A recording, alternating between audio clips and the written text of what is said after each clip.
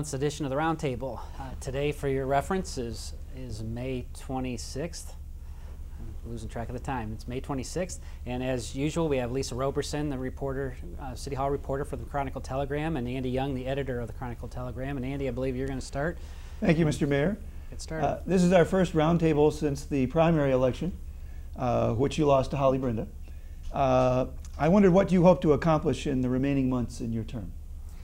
Well, starting to reevaluate things. You know, this is my 12th year in office, and while I've faced elections in the past, have not been faced with an end date in mind. And along the way, I've always looked at taking on projects that would go on past the current term, and I'm somewhere in between that perspective. In that there are certain things that need to be pursued and followed up on now, even though they may not be completed yet this term. And then there are some things that you know, are perhaps more debatable, and it will take some strong leadership on the part of my successor beginning the first of the year. So those are that's the balancing act that we're evaluating right now. You know, a couple examples for roadway projects. Route 57, the area by Midway Mall, the plan that includes removing the 49th Street Bridge and making Griswold and Midway Boulevard intersections and so on, improvements to the I-90 interchange. They're about to go into detailed design of that phase of the project with the engineers, and there are grants out there to be applied for. We're in the process of applying for those grants to go toward the construction. Had meetings as recently as a week or so ago, certainly since the election, with the ODOT officials down in Ashland, to discuss what we need to do to move that project forward. So obviously no construction will begin yet this year, and in fact it will be probably 3 years from now, but nonetheless there are aspects of the project to be pursued at this point. So I'm pursuing those with all vigor that I would if I were going to be here for years to come. So we're going to hand things off at the end of the year and, you know, give an accounting of where things are that are in progress, and that's being one of them. We're on a pace on that project, for example. Engineering will take about 1.5 years. The right-of-way will be acquired sometime beginning during that period and take about 1 year. And we're on a pace to begin construction on that project in spring of 2014. There are funds yet to be acquired. We're going to start applying for some of them in the meantime. We won't know the answer to that until the coming year, or into early next year. Broad Street is another project where there's a grant to be applied for to go toward the engineering expense. We're preparing an application for that. And whether the ensuing administration follows up on that, time will tell on that. But in the meantime, it's a city priority, and we're going to be pushing to bring it forward. Is Broad Street going to remain 2 lanes, or is it going to go to 3 lanes or 4 lanes? The plan is largely 3 lanes. Okay. There'll be 4 and 5 lanes as it approaches Route 57, but the bulk of the road would be 3 lanes. That was largely determined back in, I think it was 1995. There was a concerted city analysis and decision, and nothing has changed since then. Okay, so those are a couple projects, and we'll look at other things, like one that's certainly in between and probably more likely to not pursue, and that's a central maintenance facility. We had the discussions relative to Moen property. What caused that to be a discussion of some urgency was the fact that there was a particular building available and with a limited opportunity to pursue it. So we had to rally our thinking around making that decision. Since it's not available, the need is still there, clearly, to house our sanitation vehicles and other equipment in the city. But that will be, I think, clearly for the next administration to grapple with, or kick it down the street further, one or the other. So there's a few examples there, and perhaps by the time the next roundtable comes around, maybe I can give a more detailed list of what we've put into which category. There are some things we want to try to do our best to complete before the end of the year. There are some things we want to continue at this phase to get them continue their progress before the end of the year, and then there are some things we'll kind of make a bit of a presentation near the end of the year to council and the mayor-elect at that time to say here's where they're at, and it's up to you to pursue them. Okay. So I guess that's my overall overview of that. Yeah, okay. Lisa? Mr. Mayor, recently City Council heard a new plan for the Cascade Park redevelopment plan. And it's pretty much a 20-30 year plan about what can be done with Cascade Park. you know, how to redevelop it and bring source of economic stimulus to that area so it can kind of be self-sufficient. But a more immediate need for Cascade Park is safety. I mean, just recently there was a young man who was stabbed in Cascade Park. There's been families who've said they no longer go down there because it's not safe. So what are you going to be doing in the coming weeks and months to make Cascade Park safe again? Well, we'll do our best to, you know, schedule police officers to be able to make more frequent rounds through the park. You know, that's one thing that we've worked to do in the Furnace Street, Southwest River area, in that 5 Points area. We've increased patrols and activities there. We'll extend that into the park the best we can with funds available through these summer months to try to curtail this flurry of, you know, poor behavior, the violence really that's been taking place. So the immediate effort is to assign more police officers to more frequently patrol the area.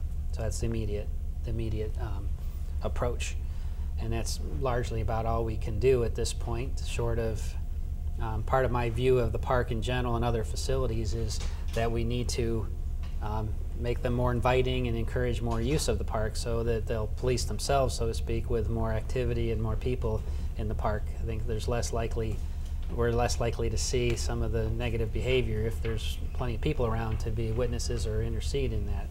So those are some of the things there. The other areas of the park and its planning have to do with erosion issues that we're dealing with, and there are grants to be applied for, and you know, there are a couple that we applied for this spring, and we'll, you know, pursue those. And the fact that we have a plan that these items fit within will help increase our chances of being awarded these grants. So that's on the erosion front, and then some of these other investments, you know, we'll see. But as it relates to safety, the best we can really do at this point is increase patrolling and the frequency, at least, of the patrol. We won't be able to assign anyone. We don't have the resources to quite do that, but we will certainly increase the frequency of patrol. Can I ask a follow-up question concerning the 19 acres, which is the portion of the park, northern portion of the park that I understand is closed now because of the erosion? If I understood the consultant's view of what could happen with that portion of the park, that's where there could be some commercial activity. What first would have to be done in order to make that safe for building without the building sliding into the Black River, which certainly you don't want? And then what sort of commercial activity might be possible up there without causing big traffic tie-ups on 57, that sort of thing? Well, there was a bit of misidentification, I might add, when they made the presentation. They made the comment that it was the north end, when in fact it was the south end. Okay. They've actually looked at dividing it into 3 districts: the north, which would be the Floridale entry near, you know, at the north end of the park; the central area, which is more along the Sledding Hill area; and then the southern area, which is more in the area around the police station where the east and west waterfalls are. That is the area that there's the expectation that there's a greater opportunity for commercial development.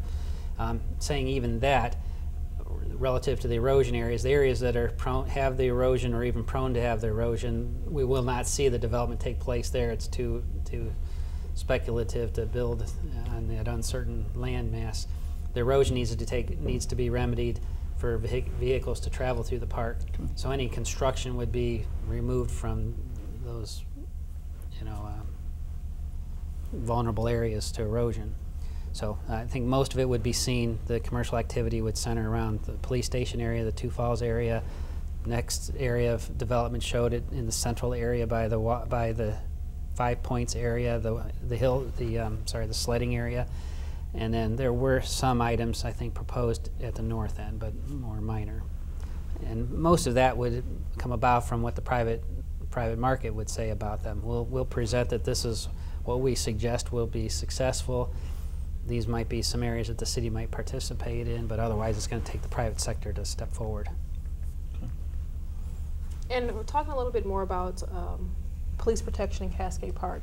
Not only is there a problem in Cascade Park, but reason to believe there's going to be a problem in downtown this summer. There was a problem last summer.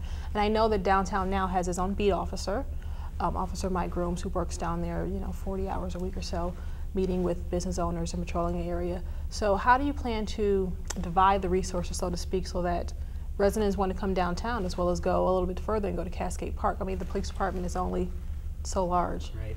Well, this is, again, why we made the big pitch a year ago, last year for the police levy to be able to provide more officers and resources within our police department through their city, downtown, et cetera.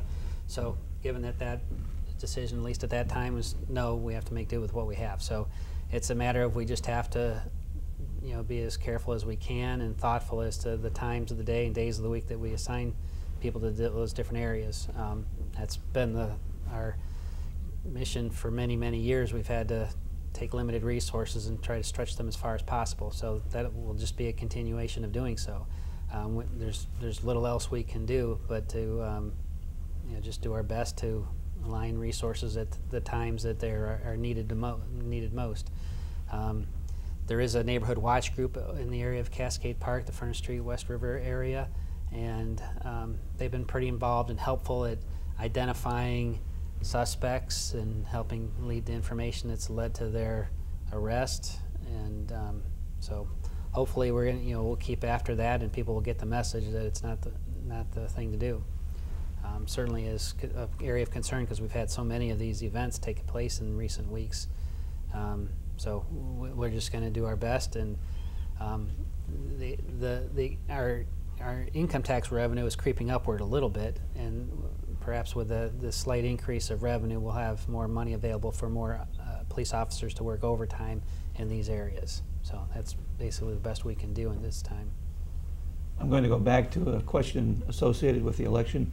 If there was something you could do over again in the past 4 years, what would it be, and how would you have done it differently?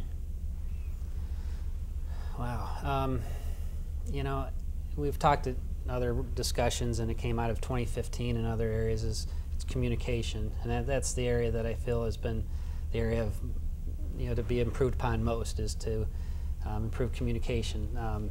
People get their information from so many varied sources anymore, and the internet age we're in, people put out a lot of information, a lot of which is inaccurate, and people make their judgments based on less than truthful or accurate information. So I think spending more time and effort communicating what we're doing, why we're doing it, I think would have helped. And that's necessary and helpful no matter what. Whether that would have made a difference in a race like this, I tend to think not. I believe the case was made. I believe the public largely has been supportive of what we've done, but it's one of those cases where those that were interested in change and were unhappy with me for, many people make their decision of voting for or against a candidate on one very narrow issue, and over time, a person can be unhappy with me for one thing 8 years ago and never vote for me again, and those accumulate, and the people that are generally satisfied are less motivated, and particularly I think the people that were satisfied and supportive of my administration and our initiatives simply weren't motivated enough to come out, and those that wanted change were more motivated to come out on that miserable rainy day, and that caused the outcome to change. I don't say that to say, I just think that that's the reality of it, and that's just the way elections unfold, and that's the way it is. So, it was an incredibly low turnout, and as far as doing differently, I think the communication, but I felt all along I'm going to make the decisions on a day-to-day basis which I believe is in the best interest of the city in the short term and long term both. And if the community and enough of them are not supportive of it, then so be it, and I would move on, because it's never been a job to me, and it's never been anything just to try to manage the city. It's all about getting the city to a place where I believe it needs to be in terms of being a city of choice and a desirable place, and I feel we're teetering on going down the right path. I think we're going down the right path. We have distance to go, and whether the public will support, we'll see in the next administration what initiatives are pursued, which are abandoned, and I think the next 4 years will give some indication if it was those at least that opposed me and voted against me, whether it was a personal issue or it was a more philosophical in terms of the direction I was taking the city. And I think the initiatives of the next mayor and how the next election turns out, I think will somehow give us a better guide to where the community really stands on things, I think. Speaking of communication, this very show is a way that you came up with for communicating with the public. There was no Mayor's Roundtable before you started it at Lorraine County Community College 12 years ago. Do you think it's been effective, and would you recommend that it be continued? Yeah, I think it's been extremely effective. I think people have commented on a regular basis things that are discussed on this program. We've had a few months here and there along the way in the last number of years where we've had technical difficulties where the program is not aired, and I've heard from people say, well, when's the next one going to air? So people definitely pay attention when it's airing, and they notice when it's not. And you know, again, speaking of the communication, people don't necessarily read the paper every day to understand what's going on a regular basis. Much as we hate to admit that. Right, exactly. Miss a day, miss a lot. That's the plain evil slogan. I'm sorry. Well, so at least, you know, this once a month gives, you know, a good opportunity to recap. There's always something new we cover, but it's usually a summary of what's taken place over the last 30 days, and I think it's been a, you know, valuable service to the public, and I would hope it would continue. I think it's been, you know, very well done, and certainly appreciative of the newspaper, your resources, making it, you know, the success that it's been. So I will certainly be continuing it through the end of the year, you know, as long as we all gather here, which I expect we will, and we'll continue right up to the end of the year, and we'll see if the next mayor continues that. Okay. And so in the coming months, do you foresee any changes of maybe new hires or placement of current employees, just to the things you want to see put in place before you leave in the next 7 months? Well, there's some things that, you know, I would like to put in place. We had a discussion end of last year about reorganizing some positions within the city, some reorganization, title changes, etc. They were put on hold for 2 reasons. One, because we were able to do some of the changes more in practice than with official titles. We wanted to let that be seen by the council and the public to see how it works, to be able to approve them legislatively or not. I think we're closer to being able to meet council satisfaction, but I've got a balance between taking care of business while we have the time over the next 6 or 7 months versus being viewed as trying to slip things in at the last minute before I leave. So, you know, ultimately it'll be up to council and the public's view of that. It's my full intention. I have 7 months left in this term, and I plan to give it my all during that period of time. To the extent I don't, or there's maybe a less actions taking place, it'll be more on the backs of council and the public, given you know, the end of the term. But for me personally, I will be advancing things with all the aggressiveness as I always have, and let others decide if they're going to act on them or not. As for my personal staff close to me, without naming names because I don't truly know, some will, I'm sure, stay till the end of the term, and some will probably take positions elsewhere in the meantime because they all need to take care of their families in terms of an income. So as opportunities present themselves for these individuals, you'll see, I think some will leave before the end of the term and some will stay. And I think they apply to me as well. You know, I'm very likely to finish out to the end of the term, but I, you know, maybe shouldn't say this, but you know, will anyhow. That if a certain opportunity presents itself that I would have to leave before the end of the term, I can't ignore that possibility. It's not likely, but no, that's wonderful. People want to know what you plan to do. It out. My full intention is to finish out the term at the same 100 miles an hour that I've, you know, carried myself up to now. That's my full plan. You're not going to pull a Sarah Palin? I don't think so. I don't have a book ready to go.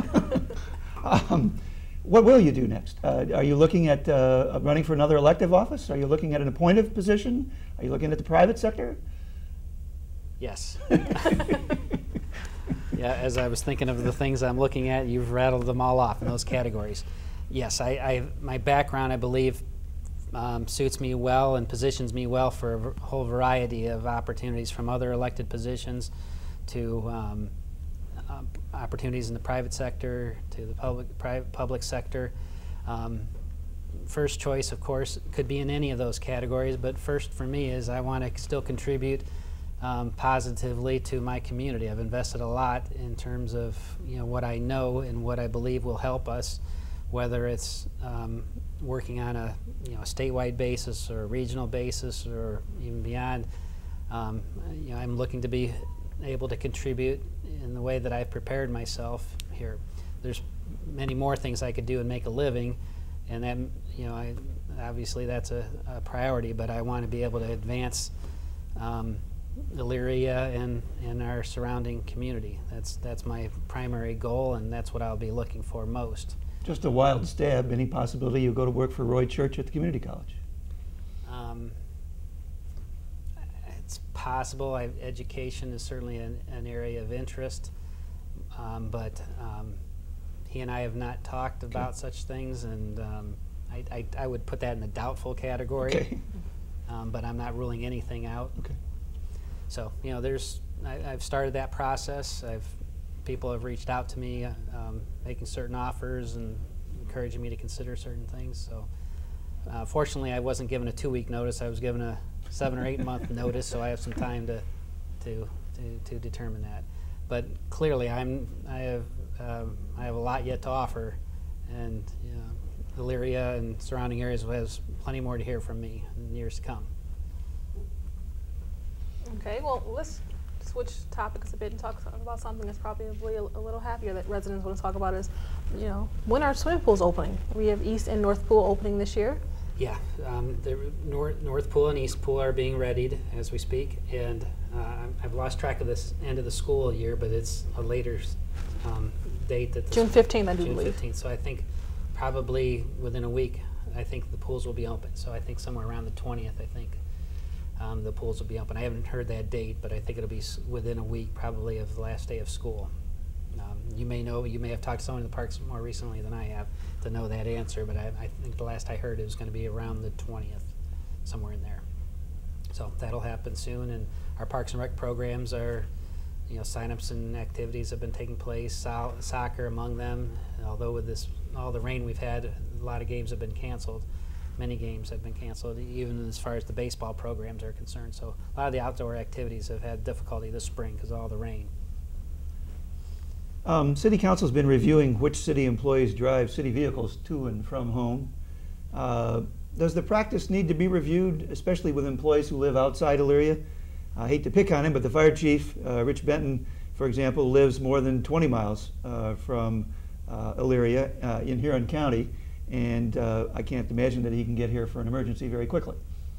Well, for example, before we did the management study of the fire department, at that time we did not allow him to take the vehicle home. And it was an administrative decision not to allow him to take the vehicle home. There's been, during that process, a considerable friction, I'll describe it, between myself and the fire department. And the management study, among its findings, said clearly and identified it specifically as to our chief, and even acknowledging where he lives, that he should take a vehicle home, as well as the training officer. That was one of the other positions. In fact, one of the council members brought up 9 positions, employees that felt they should not take the cars home. The chief actually was not one of the 9, that was the 10th person. But anyhow, the management study said that person and the training officer, one of the 9, should take their vehicles home.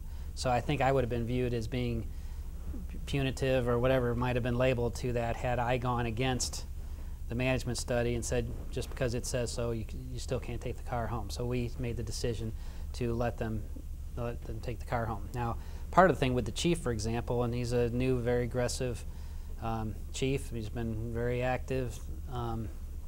Part of the issue is he's able, with his portable radio, it doesn't work as far, but the radio in his vehicle has a much longer range. So when he's traveling from, he gets alerted through either a text message or a phone call personally to know of a particular event which would cause him to come to Elyria. He can listen to the traffic on the radio in his car that he would not be able to from a portable. So there's things like that. But plus, it does save a few minutes when he ultimately does, even though it might take 20 minutes or so to get here. He still saves a few minutes to get to the scene. And we just, I know in this time we're in where so many people are living paycheck to paycheck, and every dollar expense is noticeable, and particularly with the price of gas, it's all the more visible. But ultimately, we're delivering services, and we look at what is the most effective way to provide a service. And the cost of gas and transportation most of the time pales into comparison to the knowledge of the person. Either the person has tools and knowledge to bring, or in the case of a department head, the tools are their knowledge and experience to bring to the issue. And just this last week, for example, with all the storms going through and all the wind damage, most of these department heads we've spoken have talked about in this issue have had to come in many times during the last week, almost on a daily basis, to deal with traffic signal issues, or electrical problems, or many different issues. And sometimes that one event can pay if you try to put a dollar and cents to it, can pay the overall entire expense. So they're out of 400 and some employees, half of which perhaps might have vehicles. Well, maybe not half of which, but a good number of them that do. And for 9 to be under question at this point, I think speaks to the fact that we've pared them down to the point where there's very little debate about who has them at this point. We feel those 9 that have them,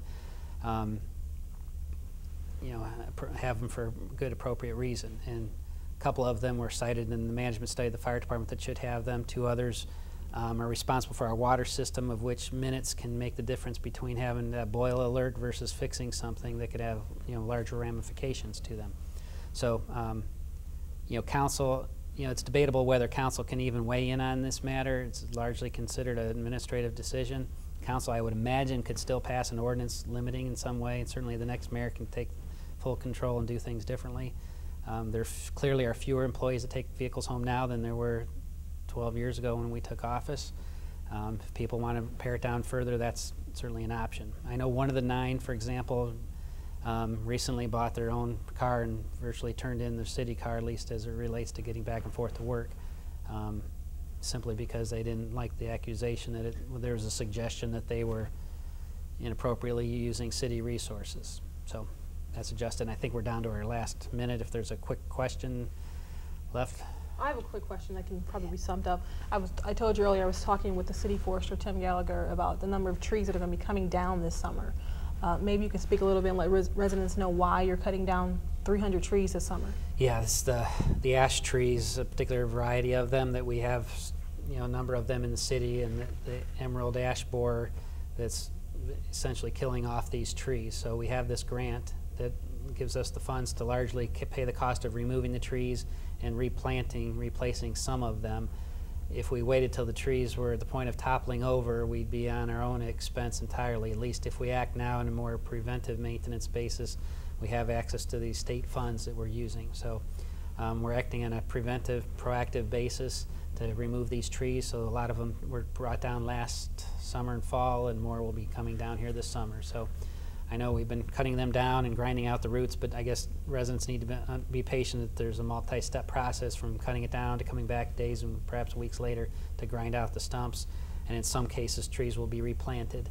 I think that's largely where the resident wants them or not, and in some cases based on the quantity, because we don't have enough funds to replace all the trees. So we'll do our best to replace those that the residents want them to. So that'll be going on this summer, and we're out of time for now. We've got Memorial Weekend coming up, depending on when you watch this, or we'll have just passed. And until a month from now, goodbye. Thank you too.